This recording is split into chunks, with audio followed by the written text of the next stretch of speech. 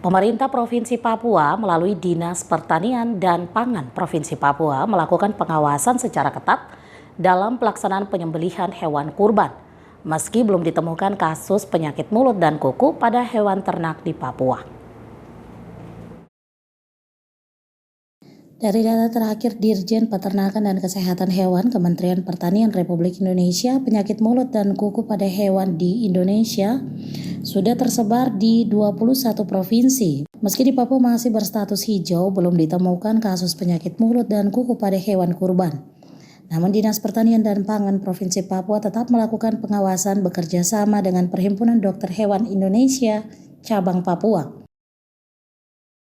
Pejabat fungsional veteriner ahli madya Dinas Pertanian Pangan Provinsi Papua yang juga Ketua Perhimpunan Dokter Hewan Indonesia Cabang Papua, Nyoman Polos mengatakan, pengawasan dan pemeriksaan kesehatan pada hewan dilakukan di 11 kabupaten kota Provinsi Papua dan sebanyak 76 petugas kesehatan hewan melakukan pemeriksaan antemortem sehari sebelum penyembelihan.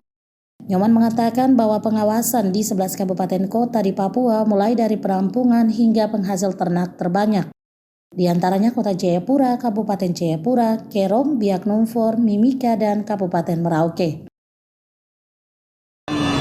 Mempersiapkan hewan kurban ini kami melakukan pengawasan mulai dari 11 kabupaten kota di Papua, ya, melakukan pengawasan, pemeriksaan mulai dari tempat penampungan, kantong-kantong ternak, dan saya juga turun di Koya, Arso, Biak, Merauke, Mimika, ya, teman-teman sudah melakukan begitu. Kemudian dari penampungan 1 hari sebelum pemotongan kami melakukan pemeriksaan antemortem, pemeriksaan 1 hari sebelum potong di depan masjid. Ditambahkan Nyoman, pasca penyembelihan petugas kesehatan hewan melakukan pemeriksaan pada bagian kepala, kaki, dan organ dalam.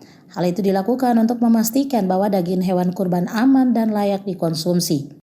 Secara stok, populasi hewan ternak untuk kurban mencukupi dan telah cukup umur untuk dipotong atau disembelih. Dari Kota Jayapura, Darul Mutakin, iNews Jayapura melaporkan.